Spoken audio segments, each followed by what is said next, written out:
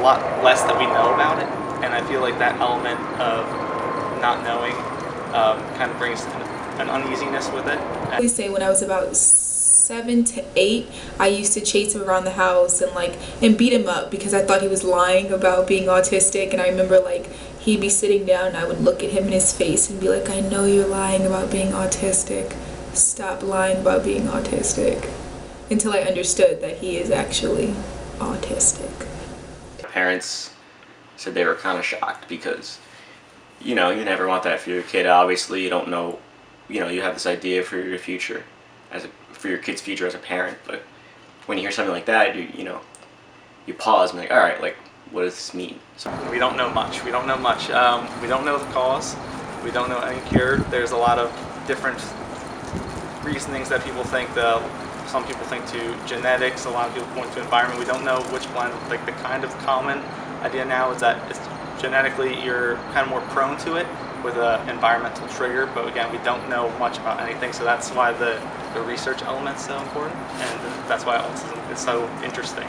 He was very abusive, physically. He also went through a trauma from a car accident, so that made it even worse because he didn't speak. So my mom wasn't able to understand exactly what it was that was frightening him, which then, because he couldn't speak, turned into rage and abuse.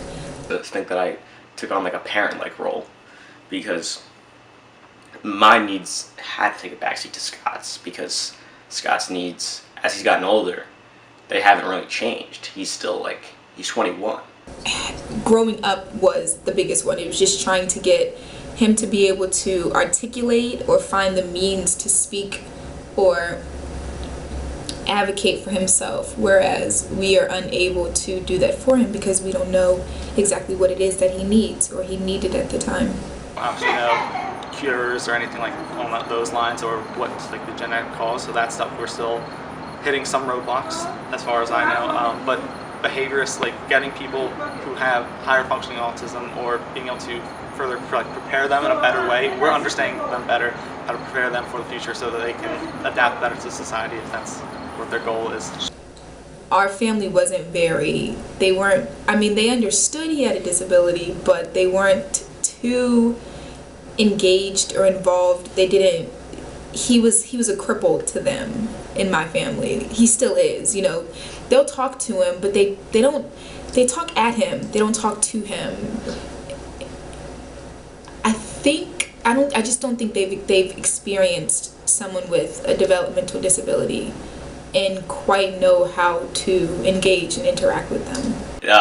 The diagnosis completely changed my life. I don't think I would be who I am today if Scott didn't have autism, because, I had a kind of unique situation because, we're twins, so I grew up with him every step of the way. So every step of the way, I had to be sensitive. He and I have our own language. He is my best friend, and I'm his best friend. We have matching my sister and I got matching tattoos for him, so it's a puzzle piece.